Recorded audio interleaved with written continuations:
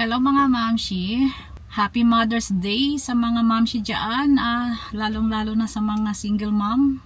So, since it's Mother's Day, let's talk about being a mother, right? I know it's hard, lalo na sa mga single mom dyan, and doon sa mga may mga partner na parang walang partner. Paano nga ba? Mahirap maging, alam naman natin, mahirap maging isang ina. Simula sa pagbubuntis hanggang sa panganganak at pag-aalaga ng mga bata. Tayong mga nanay, maraming nanay dyan, maraming single mom dyan, galit sa kanilang mga ex-partner, galit sa tatay ng kanilang anak. I just want to tell you, like, forgive them. Diba? Yun na lang, kasi ang pagpapatawad naman para sa akin, ang benefits no nasa inyo eh. Unang-una, gagaan yung pakiramdam nyo, diba? Gagaan ang buhay nyo.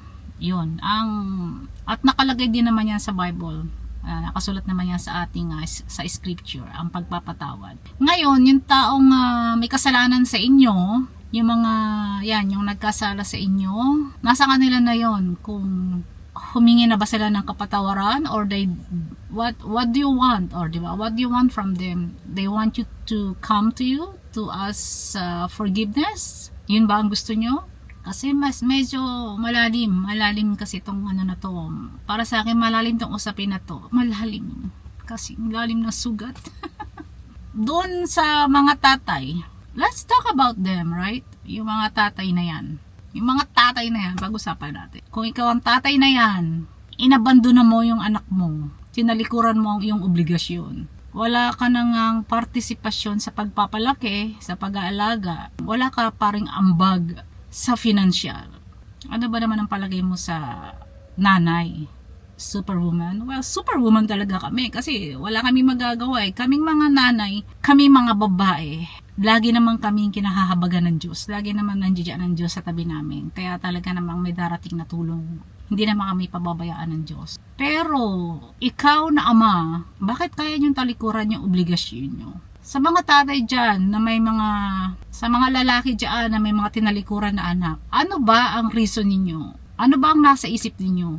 Anong mga dahilan ninyo kung bakit ninyo nagawang talikuran? Yung mga sarili ninyong anak. Let's talk about them ha. Kasi ang pinag-usapan natin dito, yung feelings ng mga nanay na single mom. Though may mga nanay din namang tumalikod sa mga anak. So ibang usapin yan, Ito muna pag-usapan natin kasi parang mahaba. So yun, tanungin ko. Comment naman kayo, or kung ayaw nyo mag-comment, tanungin nyo sarili nyo. Ano ang dahilan? May sarili kayong dahilan? Bakit nyo tinalikuran? Sarili nyong anak, kaya nyong talikuran? Kaya ninyong kalimutan? Or may idea ba kayo kung gaano kahirap mag-alaga ng bata? Pag-aalaga pa lang ng bata, drain na kami. Idadagdag nyo pa yung financial responsibility. Nasaan kayo? May lalaki na nagsabi na sinisiraan sila sa bata. Well, kami mga nanay, hindi naman namin kailangan siraan kayo sa mga bata. You know why? Kasi yung mga bata ngayon may sariling damdamin yan Habang lumalaki yan, nagkakaisip yan, di ba? Nagtatanong yan sa sarili nila, nasaan ang ama ko? Nasaan siya? Bakit wala siya? Sa mga school activity ko, bakit wala siya? Bakit wala akong tatay na nagpupunta sa school? Anong isasagot naming nanay? So, yung batang yan, magtatanim ng galit yan. Tatanim ng sama ng loob yan. So, ikaw na ama, it also written in the scripture, di ba? Kung ikaw ang dahilan ng pagkakasala ng batang yan, ng taong yan, pagkakaroon niya ng kasalanan, yung galit na yun is kasalanan sa Diyos. Di ba? Nagkakaroon siya ng pagkakasala tuloy sa Diyos. Pananagutan mo yan sa Diyos. Do you think it's not? Humingi ka ng tawad sa Diyos, pinatawad ka na niya. That's what you know. It was written in the Bible, yes, it was written in the scripture. Yes, pinapatawad tayo ng Diyos, pero tandaan mo, huhusgahan din tayo kung ano yung takalan na gagamitin sa atin, yung takalan din na ginamit natin dito sa lupa, kung ano yung mga ginawa natin. So, tingnan mo, kung tinalikuran mo ang sarili mong anak, baka talikuran ka rin ni Godfather sa langit. Di ba? Think about it. So, ano pa ba ang mga dapat natin pag-usapan? So, yun. Nagtataka lang talaga ako sa mga tatay na kayang talikuran ng mga anak. Marami akong kakilala kasi siguro isa na ako, experience ko rin. Kung marami rin ako mga kaibigan ng mga single mom. Yung mga hinanakit nila, may nag-message din sa akin about sa ganyan na usapin. Yung tatay ng anak niya is medyo nawindang ako. naapektuhan ako. Kasi relate ako, di ba?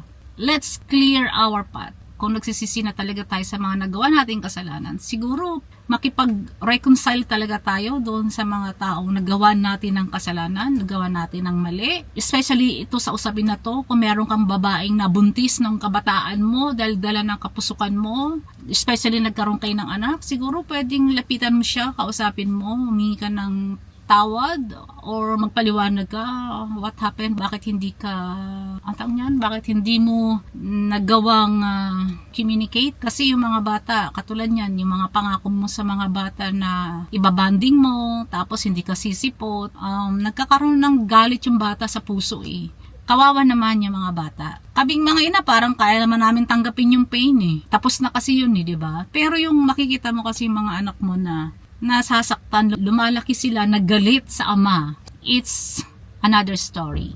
Please, kung ikaw yung ama na yun, kausapin mo naman sila. Kung gusto mo talaga na humingi na ng kapatawaran sa ama sa langit. Maybe yun lang. That's it, and thank you.